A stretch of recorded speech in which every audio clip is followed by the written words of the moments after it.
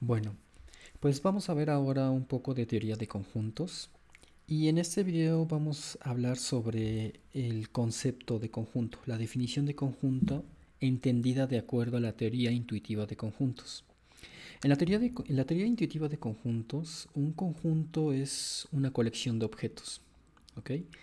Y esta teoría fue desarrollada por estos dos individuos, George Cantor y Gottlob Frege.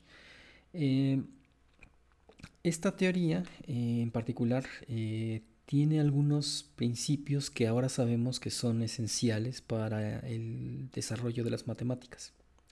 Sin embargo, en su momento, cuando fue propuesta principalmente por George Cantor, las ideas presentadas en la teoría intuitiva de conjuntos resultaron, tuvo un rechazo profundo a su teoría en su momento y fue arduamente criticado por varios de sus colegas.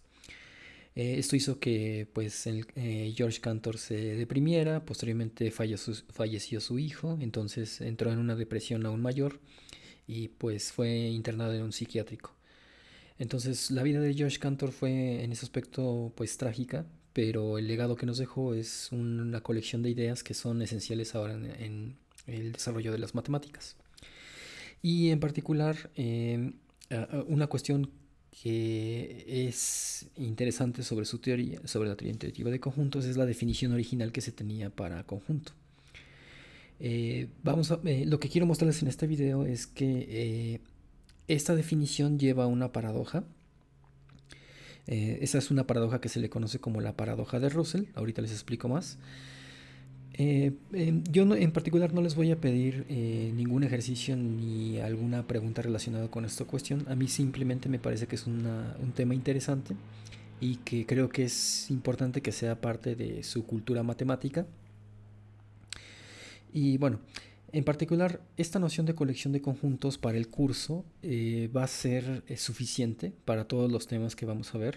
Para nosotros va a ser suficiente pensar que un conjunto es justamente eso, una colección de objetos. Pero, pero si tomamos esa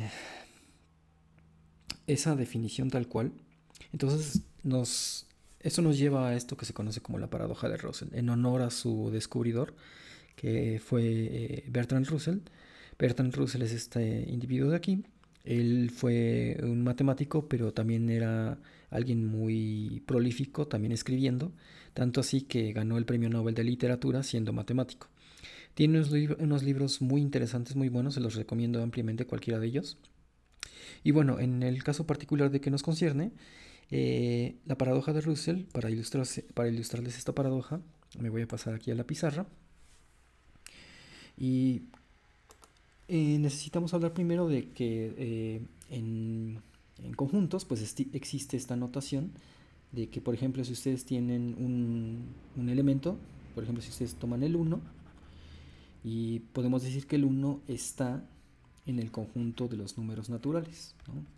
Que son, por ejemplo, algunos consideran incluir el cero, otras personas no, pero el punto es que son todos los números que ustedes conocen desde la primaria, ¿no? Y así sucesivamente. Entonces, pues esta notación probablemente ya la hayan visto antes, es básicamente indica que el uno es un elemento de este conjunto. Aquí está el uno y aquí está el uno, ¿ok? Y pues igualmente podemos decir que, por ejemplo, raíz de 2 no está en este conjunto n. Este es un número irracional, no es un número entero y por eso no es un número que está en este conjunto, en el conjunto de los naturales. Entonces esta es una notación muy utilizada, es una notación que vamos a utilizar frecuentemente en el curso. Y en cuanto a la paradoja de Russell, pues conviene hacer también antes una analogía para que quede un poco más claro de esta idea. Supongan entonces ustedes que tienen un libro impreso. Es un libro bastante grande. Pues vamos a dibujarlo aquí. Eh, ay, disculpen mis dibujos son a veces un poco toscos, pero bueno, creo que se entiende que este es un libro. Es un libro impreso, tiene aquí texto. Y vamos a llamar a este libro el librote. ¿Ok? Y este es un libro que tiene una peculiaridad de que es un libro que en sus páginas se listan a todos los libros impresos. ¿Ok? Entonces este es un libro que lista, que enumera a todos los libros impresos. ¿Ok? Entonces, si ustedes se fueran a alguna de sus páginas de este libro, pues en esa página pues encontrarían listado ahí a lo mejor a, no sé, este libro de 100 años de soledad. Y por ahí en alguna parte de sus páginas encontrarían listado al librote justamente. Porque el librote es un libro que está impreso. Entonces, como es un libro que está impreso, pues también se está listando en sí mismo. ¿Ok? Lo que quiero que entiendan con esta analogía es que estamos diciendo que pues este libro se está listando a sí mismo, ¿ok?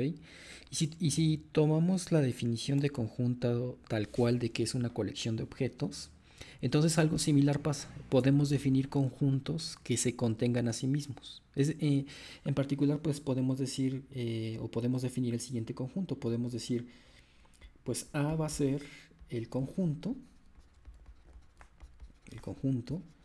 de todos los conjuntos.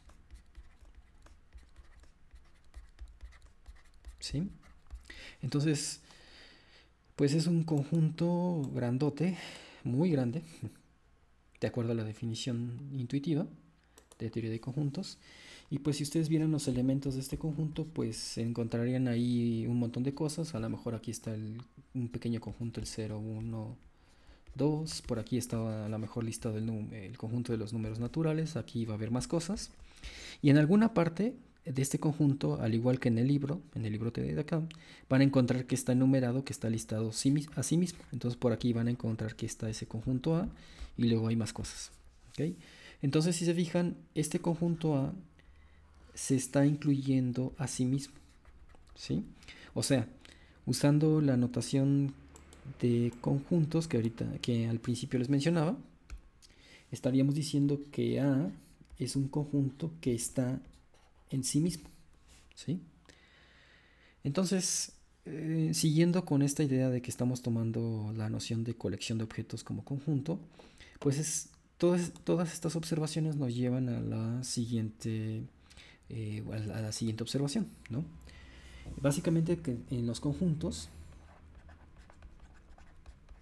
vamos a tener conjuntos de dos tipos. Conjuntos que se contienen a sí mismos,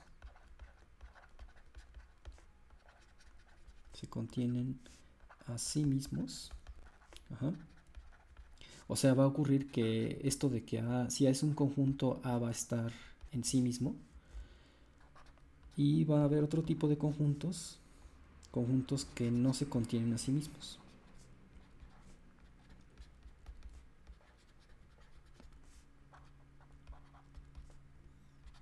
¿Ok?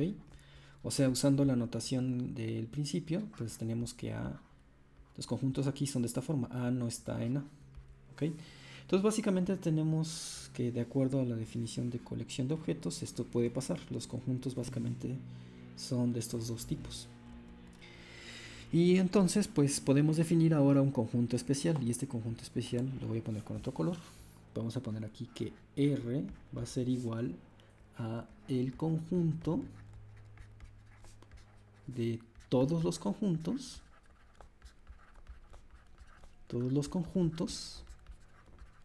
que no se incluyen.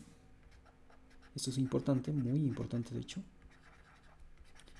que no se incluyen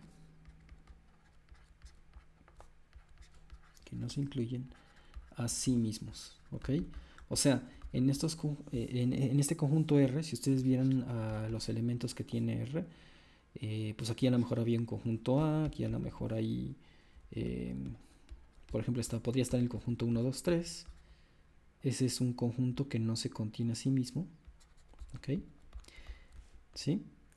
Y pues en general cualquiera de esos conjuntos que tomen de este conjunto grandote R, por ejemplo este conjunto A, va a tener la propiedad de que A no está en A, ¿sí? Porque son todos los conjuntos que no se incluyen a sí mismos, es decir, que tienen esta propiedad de que A no está en A. ¿Ok?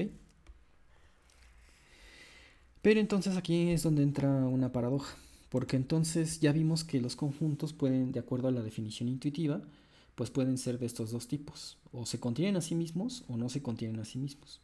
Y pues algo similar debe de pasar para este conjunto R. Como este es un conjunto de acuerdo a la definición intuitiva, entonces básicamente tenemos dos casos. El primer caso pues sería que R sí es de los que se contienen a sí mismos, es decir, R está en R.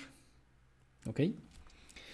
Pero entonces si R es de esta forma, si ustedes entonces se fijan en la forma en cómo están hechos los elementos de este conjunto, pues ahí en alguna parte de este conjunto R encontrarían que ahí se está enumerando a sí mismo. ¿Ok? Aquí está R y aquí está R, ¿no? De acuerdo a si suponemos esto de aquí, este principio. Pero esto nos lleva a una contradicción, ¿ok? Porque habíamos dicho que R es un conjunto de todos los conjuntos que nos incluyen a sí mismo. Es decir, habíamos dicho que todas las cosas que están aquí en este conjunto deben de cumplir esta propiedad. Deben de ser conjuntos que no se incluyen a sí mismos. Pero entonces, si R es de los que se incluyen a sí mismos, cuando nos fijemos en los elementos de R, pues R también va a estar aquí y estamos llegando a la contradicción de que este es un elemento que sí se contiene a sí mismo, es decir, no cumple esto. Es decir, R está en R. ¿Sí? Hay un elemento que tiene esa propiedad que habíamos dicho que esto no podía pasar por definición. Entonces aquí está ocurriendo una contradicción. ¿Ok? Y pues algo similar va a pasar si suponemos lo contrario, porque entonces, otra vez, vamos a escribir esto otra vez con verde. Podemos entonces decir, bueno, si R no es de los que se incluyen a sí mismos, la otra opción que hay es que R sea de los que no se incluyen a sí mismos. ¿Ok? Esta es la otra opción. Esto también nos va a llevar a una contradicción, porque entonces estaríamos diciendo que como R es de los que no se incluyen a sí mismos, habíamos dicho que justamente este conjunto R, incluye a todos los conjuntos que no se incluyen a sí mismos. Todos los que son de esta forma, A no está en A. Entonces, por la definición de R debería de ocurrir, ¿sí? Entonces, R tiene que estar listado en este conjunto R, ¿sí? O sea, y esto es la contradicción, porque estábamos diciendo originalmente que R no era de los que se incluían a sí mismos, pero resulta ser que sí. Entonces, cualquiera de los dos casos nos va a llevar a una contradicción, ¿sí? Y esta es la paradoja. Entonces, y esto surge básicamente porque la definición de conjunto, la definición intuitiva de conjunto de que un conjunto es una colección de objetos, es una definición que no es consistente, y al no ser consistente nos va a llevar a estas contradicciones, a esta situación en la que cualquier cosa que supongamos nos lleva a una contradicción. Entonces, esta idea de la paradoja de Russell, yo se las comento nada más como una cuestión cultural para ustedes, para su trasfondo matemático. Por supuesto, estamos haciendo un curso más enfocado a una cuestión ingenieril, pero no está de más que sepan estas ideas, porque si ustedes más adelante quieren revisar cuestiones de teoría de la computación, en la teoría de la computación se usan mucho de fondo estas ideas para, por ejemplo, para encontrar resultados muy interesantes en los que se demuestra, por ejemplo, de que hay problemas que ninguna computadora puede resolver. Eso es parte de algo que se conoce como problemas indecidibles. Y todo esto es parte de... Estas ideas al final están en el trasfondo de estos resultados impresionantes que son parte de la teoría de la computación. Entonces, espero que haya quedado clara esta idea de la paradoja de Russell. Y bueno, como les comentaba al principio del video, para nosotros va a ser suficiente suponer que un conjunto es una colección de objetos. Sin embargo, hay que tener presente que si uno no tiene cuidado con la definición, en realidad sí ocurren paradojas. Pero bueno, en la actualidad la teoría de conjuntos está definida de una manera diferente.